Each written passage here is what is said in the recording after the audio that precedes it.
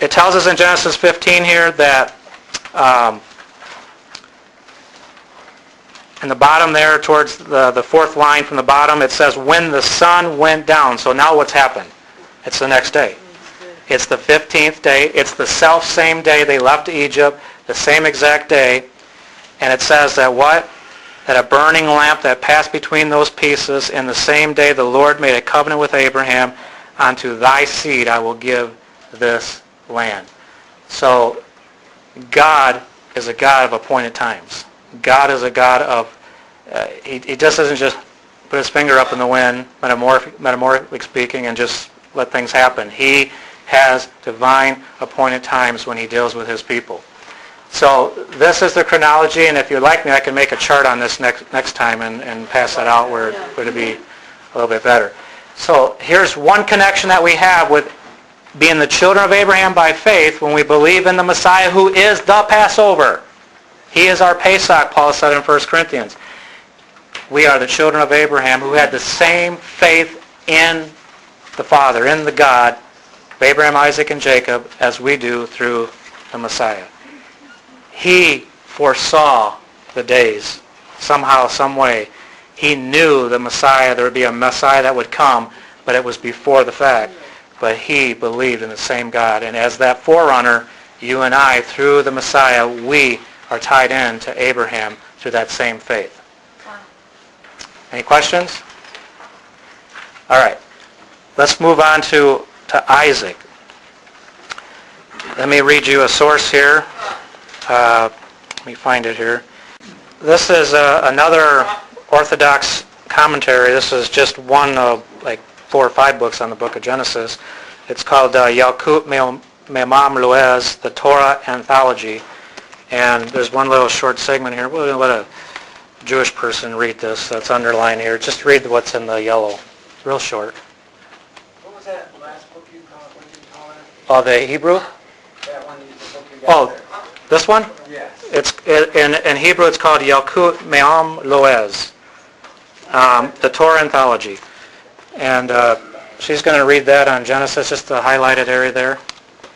Then on the first day of Pesach, which is Passover. I can say it, but I never read it. Sorry. In the afternoon, she gave birth to Isaac. And that's referring to Isaac's mother, Sarah. Okay. It's unanimous in Jewish understanding and Jewish tradition that Isaac was born at Passover. Did you ever know that before? You can show this in the scripture. Let's look at this on your sheets. The promised seed Isaac was born at Passover. And by the way, remember in Genesis 15 it says that his seed would sojourn for 400 years, not the 430. It said his seed, not Abraham. So this is the 400 years with Isaac. The 430 goes from them leaving Egypt all the way to the covenant with Abraham. But this is exactly Passover. Isaac is born exactly Passover. Now you tell me that God does not believe in his appointed times. Well, let's look at this from Scripture. There's great hints here. Genesis 17:21 says, "But my covenant will I establish with Isaac." Now Isaac's not even born yet. He's already named here. Okay? "Which Sarah shall bear unto thee," unto you, Abraham, "at this set time in the next year." So it's exactly 1 year before Isaac's birth. Guess what that word set time there is in the Hebrew? You have it. Where did I do with that marker? Grab another one. Moed. See, you don't get this in English. Moed is usually translated as festivals. Or festival or festivals is moedim plural. It means appointed time. And let me rehash something I said last week. Remember, God's festivals belong to Him, not the Jewish people. They're for all of God's redeemed. The Sabbath and the festival, Sabbath is based on the sun. The festivals are based on the lunar calendar, the moon. The first of the month has to come before you can get the dates of the Jewish festivals, or God's festivals. When was the sun and moon created? What day? The 4th day. Genesis chapter 1, verses 14 through 16. And God made the sun and the moon for seasons. Times and seasons. It's not supposed to just be seasons like spring, winter, summer, and fall. The Hebrew word for seasons is moedim. And the rabbi said that this was related to the appointed times, not just what we see fall, winter, spring, and summer and all that. But these are the festivals when God put that sun and put that moon, that he set these divine appointed times. Was man created yet?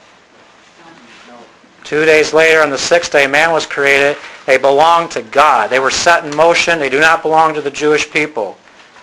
God chose his people, the Jewish people, to bring this light to the world. Now in Messiah, Gentile and Jew alike who believe can understand and participate and get the meaning of these great things. All right, where were we? Isaac. Sarah is going to have Isaac, and she has prophesied here to Abraham that a year before, at this set time, which is Moed, which means festival, it means an appointed time that was on God's clock that he established from the fourth day of creation. It's a year away. Now we come to Genesis 18, verse 13 and 14. It says, at the appointed time. What's the Hebrew word? Moed. Festival, appointed time. I will return unto thee according to the time of life, and Sarah shall have a son. In other words, the angel was saying that 3 months from now she will be pregnant approximately, and then 9 months after that she's going to give birth, exactly at the same day that the angel said that he would be born at the appointed time. Now, we know from Jewish tradition that he was born at Passover, but you see how the Moedim, the appointed time, is right there in Scripture. It doesn't tell us which one, but it says Isaac was born on one, okay? And it's Passover. But here's some other hints. What's the festival that's associated with Passover? Unleavened bread, okay? Genesis 19. You know the story of Sodom and Gomorrah. There came 2 angels to Sodom at evening, and you know Lot, and it says, you know the story, but at the end, he tries to make them what? Unleavened bread. You see that down there at the end of Genesis 19? Unleavened bread. It's Jewish understanding that this took place during the time of what would be the future festival of unleavened bread. But here you have the promise of Isaac at the Moed, the appointed time, and all of a sudden you have this symbolism in Scripture of unleavened bread. Now normally you would not serve people unleavened bread if you're hosting them. You're going to have regular bread. Why? There's a lot of other things going on here, but isn't that fascinating how you have these hints in Scripture? Now, Genesis 21. Sarah conceived and bare Abraham a son in his old age at the set time, which is what? Moed, of which God had spoken to him exactly the set time, Passover, a year before that. So what we have is that 29 years after Abraham gets this covenant from God in Genesis 15 at Passover, the angel says that a year from now, you're going to have Isaac. Sarah's going to give birth to Isaac, and it's 30 years exactly on Passover. Now, this just gets fascinating because it's always the God of who in our Scriptures? Abraham, Isaac. Okay, how do you say Abraham in Hebrew? We might as well learn this. Abraham, very good. Isaac. Yitzhak means laughter. Jacob. Yaakov. Okay.